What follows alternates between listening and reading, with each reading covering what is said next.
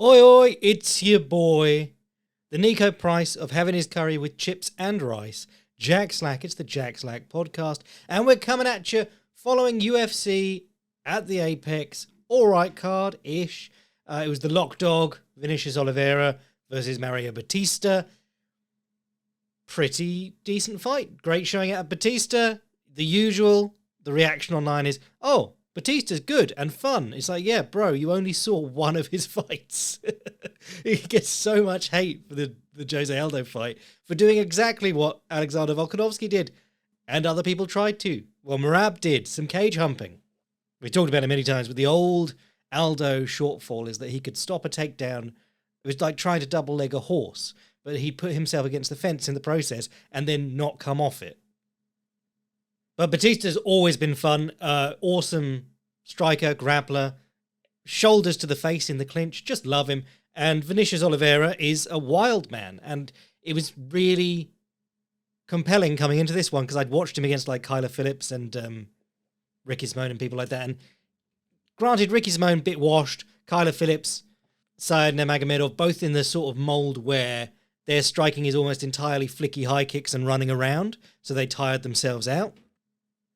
But watching him against Kyler Phillips, just walking him down, doing a big slip to his right and throwing a big overhand every time, you were thinking, how long is this going to work? Is anyone going to find a way to take advantage of this? And I'll say that Bautista did a phenomenal job. Oh, and I will say, Vinicius Oliveira would have been so much cooler if he just never said anything. Just be this weird wild man who's like built out of bricks. As soon as I saw him in the pre-fight talking about his manifestations and his affirmations in the mirror, and then at the stare down just before the fight saying it's not your day to Mario Bautista, that was cringe. There are a few people who can do the silent fighter thing and not suffer for it. Fedor, GSP. But I think he definitely was one who was more interesting as a mystery than when he opened his mouth. But what I liked in this fight, Bautista came out, threw a 1-2. Lock Dog does a big old slip. As we said, he always goes left hand outstretched, big deep lean down to his right and then comes back with the right hand. Or a big deep slip to his left and like steps off to the side. Did a big deep slip to his left and Bautista immediately tried to grab his head and snap him down. Because too many people have been leaving Oliveira alone. They like throw some punches at him, go, oh no, he's coming back, cover up. And Bautista in this fight was actually taking advantage of it. He was trying to put his head down, grab a double collar tie, push him around, grabbed his head, ended up spinning around him into a clinch, and ended up with his back to the fence. But it was the beginnings of making Oliveira work. And the crazy thing about this fight is that Oliveira took a big, deep breath, the kind that you clock and go, oh no, there's still. And as you check how long there's left in the fight, you realize, oh, we're a minute and a half into round 2 of a 5-round fight, and he's a bantamweight, and he's breathing out his arse. It's just not a good sign. Because what he did in the, whenever he was in the clinch or on the ground, he's doing cool things, he's being effective, but it was clearly really wearing him out. Like he could get his guard back, push Bautista all the way back behind his legs, kick him away with both legs and turn his back and get up. But Bautista stuck to his back and started attacking him again from a standing back body lock. And he just hated that. Like Bautista's success in this fight was just constantly being there, making stuff happen. I thought Oliveira's grappling, technically looked pretty decent. Like he attacked a nice outside heel hook and made Bautista backstep and stuff. And it was good, but it just made more action happen. And then when Bautista followed him or moved ahead of him, he had to do double the work and got even more tired in the process. On the feet, Bautista was doing lovely work with his body kicks. Every time that Oliveira showed him southpaw, he just threw the right leg to his body, which is what you got to do. If the guy switches stances to open stance, your rear leg should be like a magnet, just moving to that space without any setup or thinking, just boom, straight there. But the way that he really punished Oliveira for his lean and swing back tactics was to just flick out jabs or poke jabs and stay on position and then duck in underneath the swing on the return. There's one in round 2 where the amount of movement that Bautista does is minuscule. He moves Oliveira towards the fence. That was a big part of this, actually. He was able to back Oliveira up where Kyler Phillips and Said Nurmagomedov were running from him. But he backs Oliveira onto the fence. He does a little shoulder fake. Oliveira does a big lean, and then he comes back with a big overhand, and Bautista just drops slightly below it and hits a takedown. So not only is Bautista in better condition, he's doing smaller movements, and Oliveira's doing these big leans and swings, which, again, like watching those fights with Phillips and Nurmagomedov, you were watching that going, how's he not knackered from doing that? And clearly when he's not doing it on his own terms, walking the guy down, he gets tired very quickly. Also, he does a monster weight cut. Like the size of this, Mario Bautista is a big bantamweight, and he looked dwarfed by Vinicius Oliveira. Finishing sequence was unbelievably slick and cool.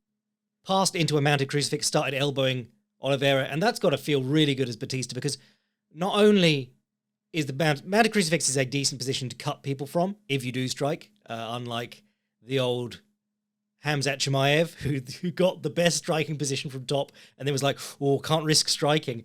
But to get out of it, the guy has to do a big bridge or a big leg pendulum and has to really exert himself.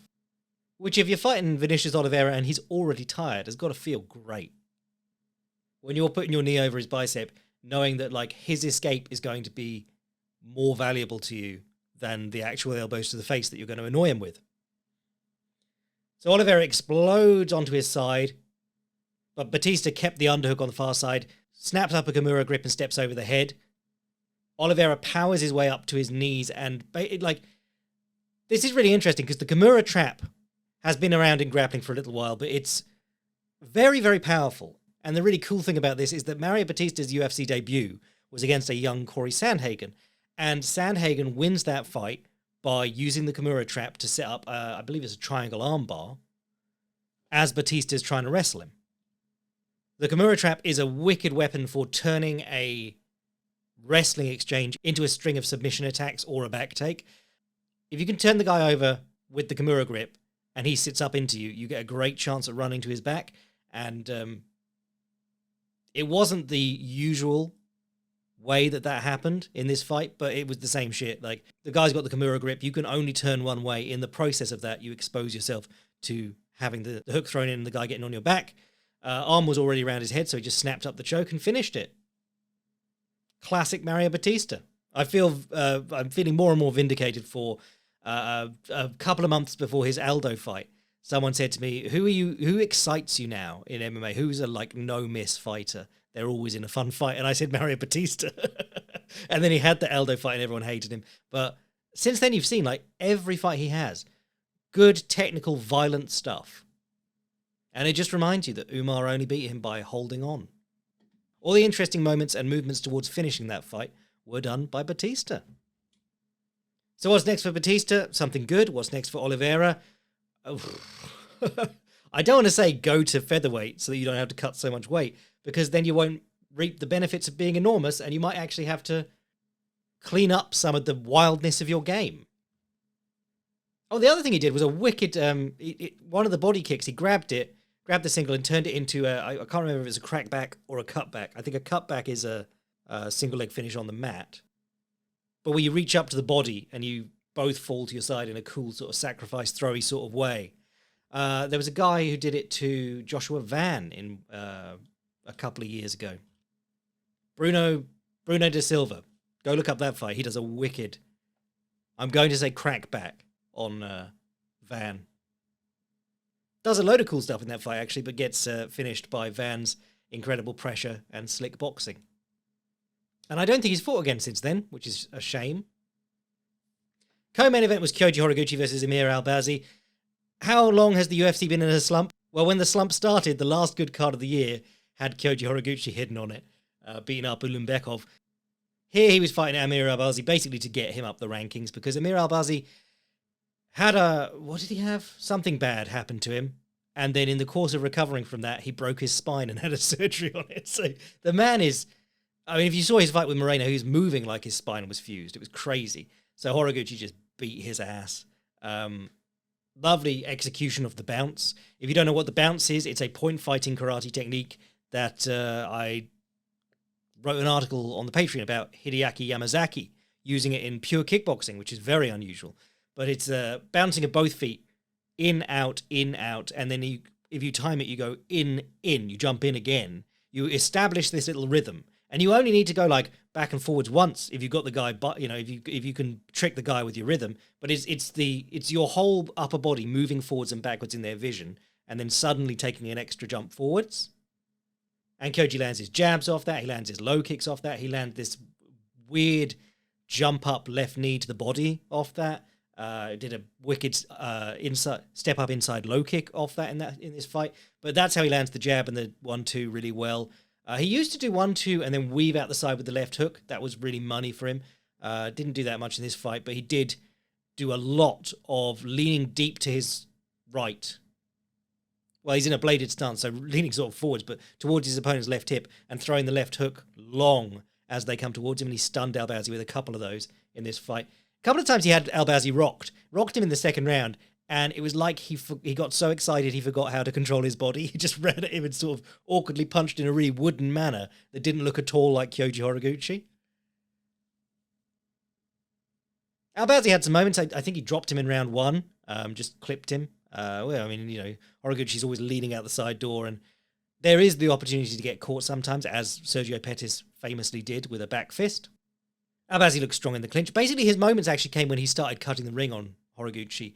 Hard to maintain that when you're getting jabbed in the face, and would rather not be feeding into him jabbing you in the face more. I mean, that's sort of the stumbling block that most people have with cutting the ring. The skill itself, not super hard to learn. When you're getting punched for projecting yourself and taking up space, you're making yourself more available by cutting the ring and trying to pressure the guy towards the cage. The easiest thing when you're getting punched is to not do that and say, oh, actually, let's take a step back. Let's do it in the center of the ring where I can control a little bit more when I'm getting hit.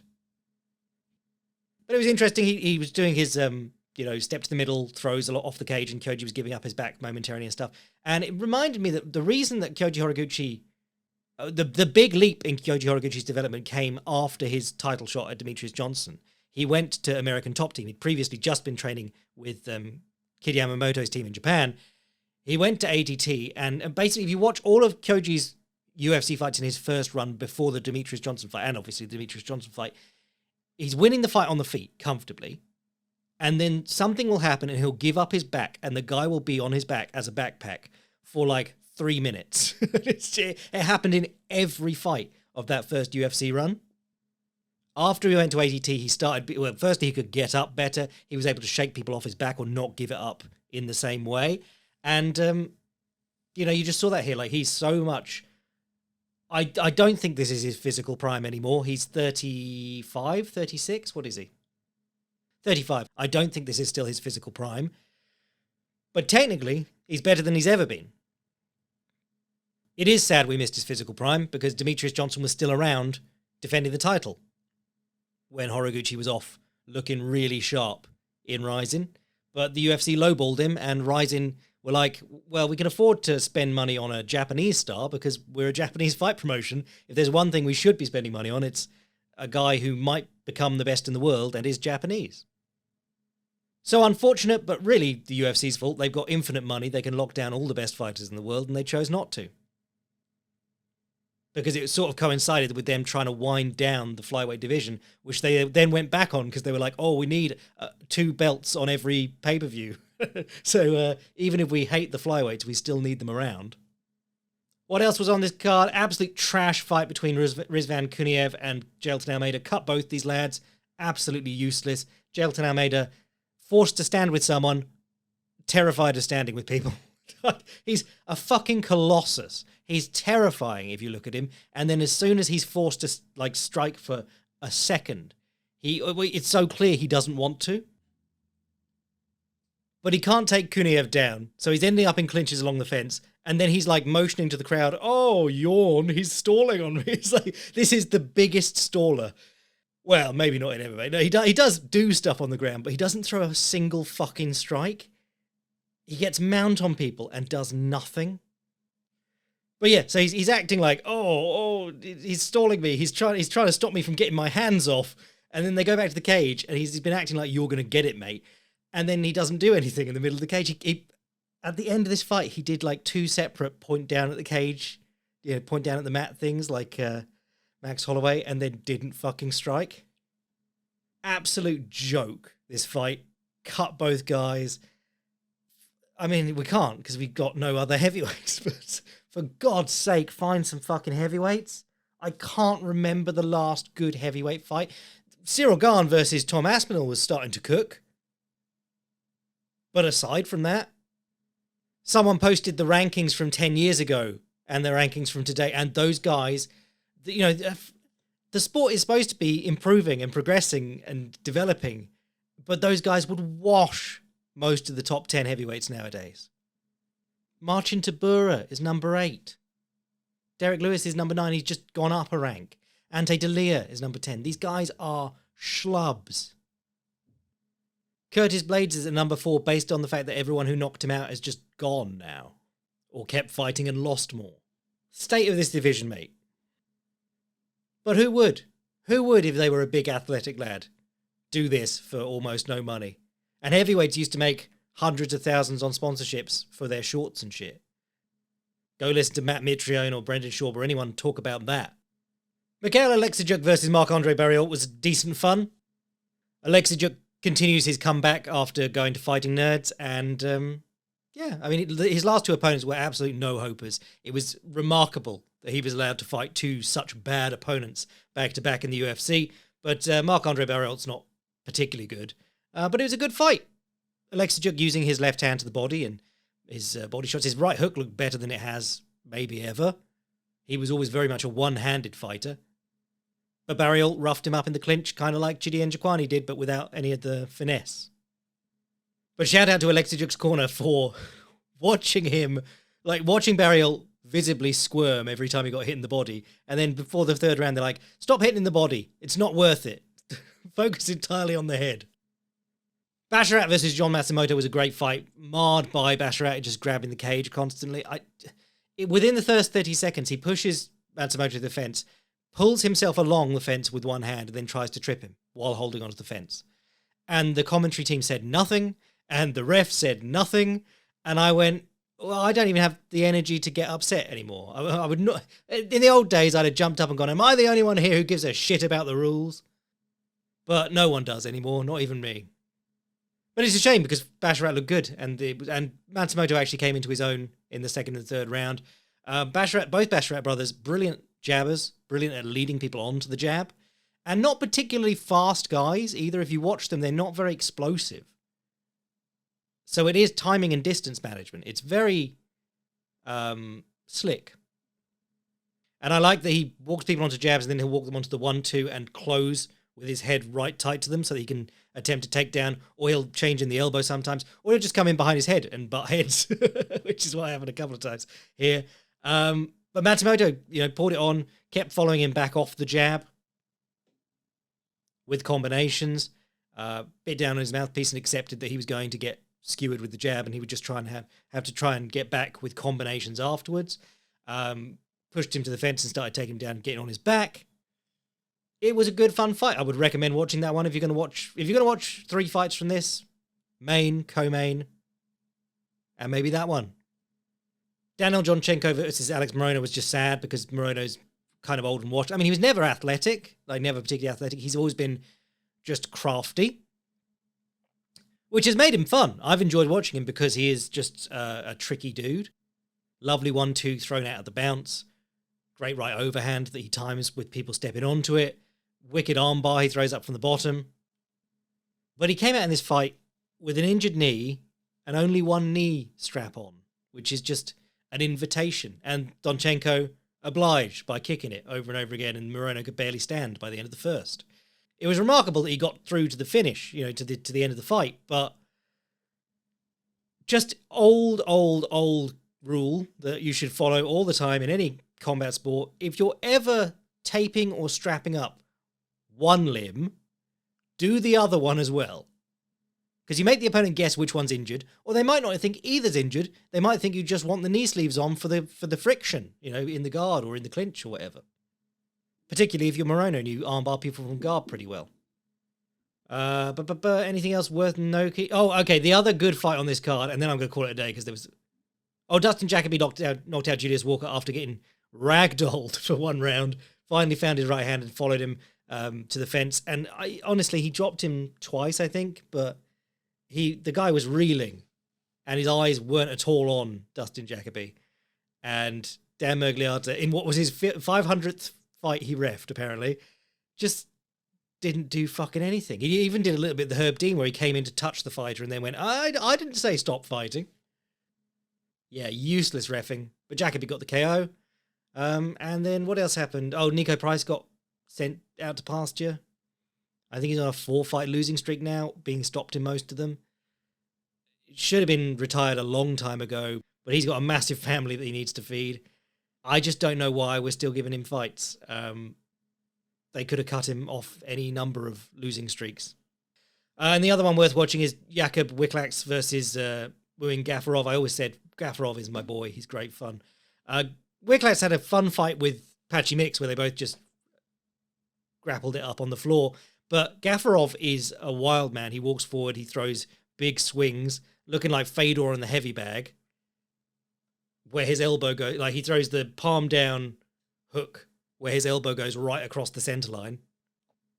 The odd wheel kick and just being a crazy man. But he was doing a great job here, swinging on Wiklax's body. And one of the things that I talk about quite a lot is taller fighters, if you've got a height advantage, or if you've got an opponent who slips a lot, so they bring their head off the center line and down slightly, you should be abusing the double collar tie. You should be grabbing it, holding on for it for dear life, and kneeing their body, elbowing them, kneeing their head if they try and duck out of it. But the other side of that is that short fighters, or people who want to get to the body, if you can convince the guy to take the double collar tie, keep your posture, push him to the fence, and start swinging on the body, he doesn't have a lot of options.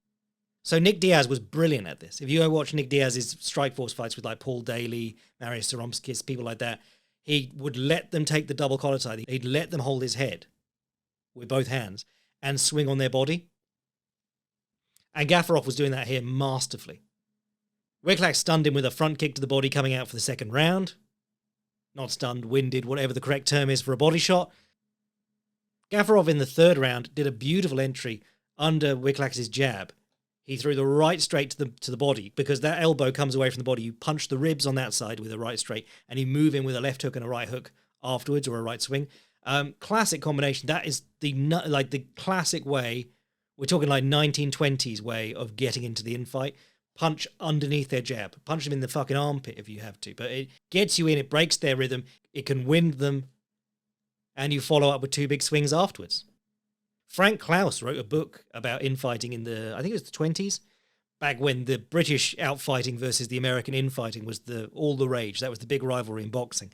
And that's one of like two entries he lays out. He's like, right hand under the jab. That's the way to get in. But Gafarov was doing great work, and then he went for a takedown along the fence and stuck his head in the guillotine. Oh, he attempted a takedown in the second round. I think he got a locked hands double along the fence, took Wiklax down. Wiklax tried to elevate him with a butterfly sweep, hit a sticking point, picked his other foot up, put his toes in the cage, and lifted his hips up to get like double sweeping power. It was awesome. Reminded me of watching Leo Santos sweep people in the gi, because people wrongly think that butterfly sweeping is lifting the guy with the leg that's the hook. Really good butterfly sweepers, when they're going to one side like that, they get on one side and they use their bottom leg to push off the floor and lift their hips up as high as possible. And Leo Santos would have people doing cartwheels. It was crazy. So if you can get more height with your hips when you're trying to butterfly sweep someone, that's the secret. So Wiklax putting his toes in the fence and pulling his hips up made a massive difference. I suppose illegal, but you could also do it just stepping on the fence. Like the fact that his toes went in, probably not super big deal. But yeah, Gafarov went for a takedown in the third round, dived into a guillotine, and got submitted with 1 second to go. I was looking at it over and over again, going like, he taps just after the bell, I think, but he was tapping with on the other side as well. He did like a subtle tap on one butt cheek and then a big tap on the other. Very funny. And I think he missed weight for this as well, didn't he? Just an absolute meme fighter, but like better than he should be for a meme fighter, and always good fun to watch. So that was the UFC this weekend. Not an awful lot else going on. Well, actually, there was a PFL event that I haven't watched yet, but we'll talk about that on the Boycast. Next week, we got Fuck My Life, Sean Strickland in Big 2026. Sean Strickland trying to do culture war shit in Big 2026. against Anthony Hernandez, and I think most of that card is trash, but we'll talk about it. And I'll probably do some kind of video study before then, just for the fun of it. I'm your boy Jack Slack. Join the Patreon. Go watch all the cool shit. Read all the cool shit. Read that Hideaki Yamazaki article about the blitz and the bounce and how to do that, because that's what's making Kyoji Horiguchi run through the flyweight division right now. And I'll catch you on the next one.